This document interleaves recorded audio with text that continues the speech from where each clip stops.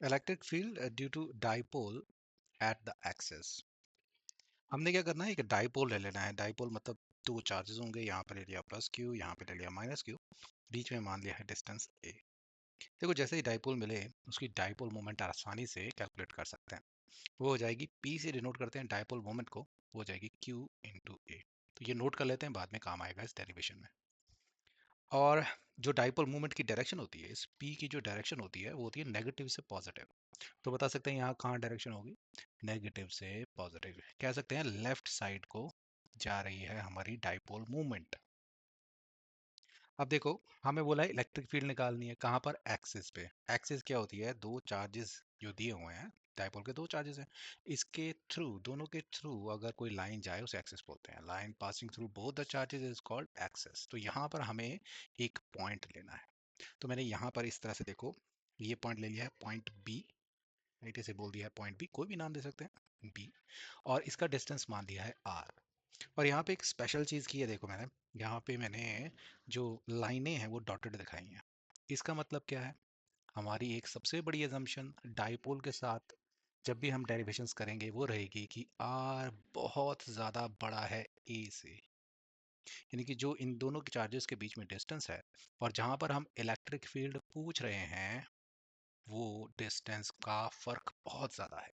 Are is very much greater than the a. इसी कारण हम आर जो डिस्टेंस होगा वो किसी भी चार्ज से ले सकते हैं। मैं माइनस क्यू से भी ले सकता था, क्यू से भी ले सकता था, इनके बीच में से भी ले सकता था, फर्क नहीं पड़ता है। थोड़ा समझते हैं देखो इस चीज़ को। अगर मैं बोलूँ ये रहे वो डाइपोल एक्चुअल में दिख रहे हैं, आप बोलोगे सर ये तो एक ही डॉट दिख रहा है, बेटा that is what the actual size is. और हम इलेक्ट्रिक फील्ड पूछ रहे हैं यहाँ पर, है ना, इतना फार। अब अगर मुझे डिस्टेंस यहाँ से आर लेना हो, क्या फर्क पड़ेगा कहाँ से लिया हुआ है, इन बिटवीन लिया हुआ है, सर ये तो दो डॉट एक जैसे ही दिख रहे हैं। हाँ, तो this is the real picture. But दिखाने के लिए, समझने के लिए हमने इस तरह से डायग्राम बनाया हुआ है। तो यहाँ पे ए दिखाना था हमें, इन दोनों के बीच में डिस्टेंस दिखाना था, इसलिए इस तरह का डायग्राम है। और जो आर है वो यहाँ दिखा दिया। अब इतना दूर लेके जा नहीं सकते है ना, पेज तो हमारा लिमिटेड है, तो डॉटेड दिखा दिया कि ये पॉइंट काफी दूर है। This r is very much larger than a. Mathematically इस तरह से दिखा देते हैं। This is a very important thing जो इस डेरिवेशन में यूज होनी है। इसके कारण अप्रोक्सीमेशन हम कुछ लगा पाएंगे। चलो आगे चलते हैं। अब देखो यहाँ पे डायग्राम बनाया है और हमें इलेक्ट्रिक फील्ड इस पॉइंट पे निकालनी है। तो देखो दोनों चार्जेस का इफेक्ट होगा यहाँ पे। नेगेटिव चार्ज क्योंकि पास है, कितना डिस्टेंस है, आर है, तो वो खींचेगा इसे। नेगेटिव चार्ज है ना, तो इलेक्ट्रिक फील्ड की डायरेक्शन जो होती है वो along the line joining the point जहां पर आप इलेक्ट्रिक फील्ड पूछ रहे हो और जो चार्ज है उसके अलोंग ही होगी। और क्योंकि ये नेगेटिव चार्ज है तो ये पुल करेगा, खींचेगा। हमने कैसे माना था, जहाँ पे हमने ढूंढना है वहां पे समझ लीजिए एक पॉजिटिव चार्ज हमारी नीब पड़ी हुई है। तो ये जो रेड डॉट है, ये मेरे पेन की नीब है, तो ये किस तरफ जाएगी, नेगेटिव चार्ज के कारण ये इस तरफ जाएगी। राइट, तो उसकी हमने यहाँ पर इलेक्ट्रिक फील्ड लिख ली और पैरों में मैंने लिख दिया नेगेटिव। इसका मतलब electric field due to negative charge, this charge.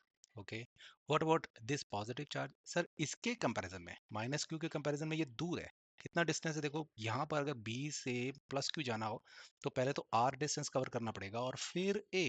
तो टोटल डिस्टेंस इन दोनों के बीच में हो जाएगा आर प्लस ए। ये दूर होगा और ये क्योंकि पॉजिटिव चार्ज है तो ये इसे धक्का मारेगा। इस पॉइंट को हमने पॉजिटिव माना ना, तो धक्का मारेगा। और इस एरो को मैंने छोटा रखा है, क्यों, क्योंकि इसके कंपैरिजन में पॉजिटिव चार्ज दूर है, तो उसका धक्का जो होगा वो कम ही होगा। तो ये होगी electric field due to positive charge. यहीं पे आपको क्लियर दिख रहा होगा कि what will be the magnetic field. एक आदमी यहाँ इतना धक्का मार रहा है और एक आदमी इस तरफ धक्का मार रहा है, तो जो नेट इफेक्ट रहेगा वो कहाँ रहेगा, लेफ्ट साइड को ही रहेगा। राइट, जो नेगेटिव चार्ज है हम कह सकते हैं जीत जाएगा। तो we can say E net will be equal to E negative minus E positive। Direction क्या होगी, direction will be towards left, left की दिशा में होगी। नेट इलेक्ट्रिक फील्ड इस दिशा में होगी। दिस माइनस दिस हो जाएगा और इस दिशा में मिलेगी। और वो तो सेम ही डायरेक्शन है जो हमारी डाइपोल मूवमेंट की डायरेक्शन है। डाइपोल की मूवमेंट की डायरेक्शन थी नेगेटिव से पॉजिटिव, इसी साइड है ना, लेफ्ट साइड। तो हमारी जो इलेक्ट्रिक फील्ड है वो भी हमारी लेफ्ट साइड आ रही है।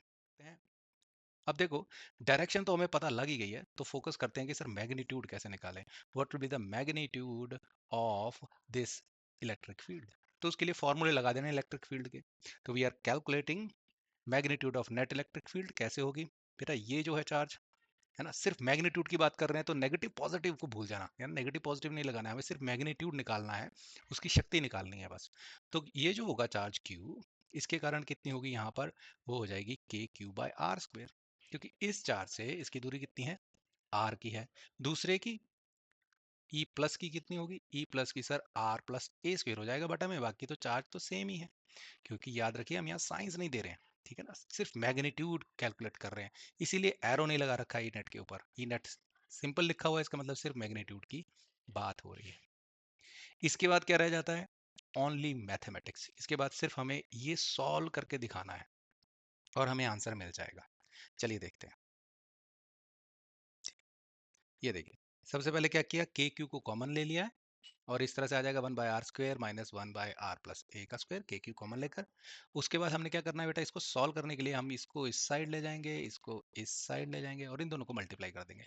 हम ऐसे ही करते थे ना, 1/2 माइनस 1/3 करना हो तो क्या करेंगे, 3 इधर ले जाएंगे, -2 हो जाएगा और 2 और 3 मल्टीप्लाई हो जाएंगे, तभी हमारा 1/6 आएगा। उसी तरह से इसे मल्टीप्लाई किया, r+a² इधर ले गए, -r² यहाँ आ गया और r² और r+a² जो है वो मल्टीप्लाई हो गया, देखो यहाँ पे, ठीक है।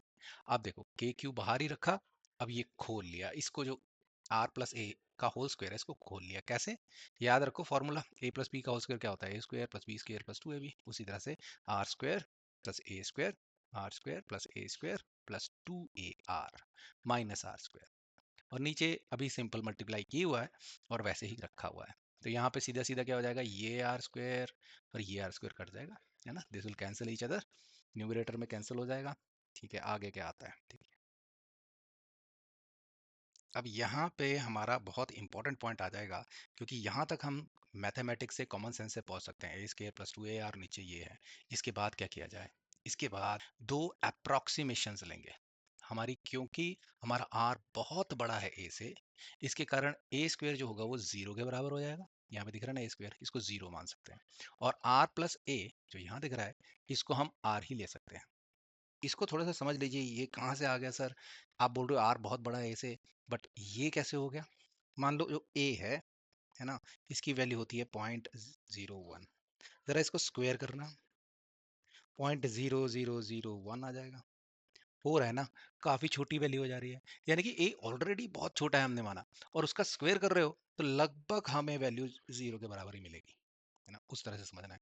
दूसरी चीज, अगर आर और ए को ऐड करें, ये जो सेकंड अजम्पशन है देखो, r+a को ऐड करें तो क्या फर्क पड़ेगा, या वो लगभग r का ही आएगा।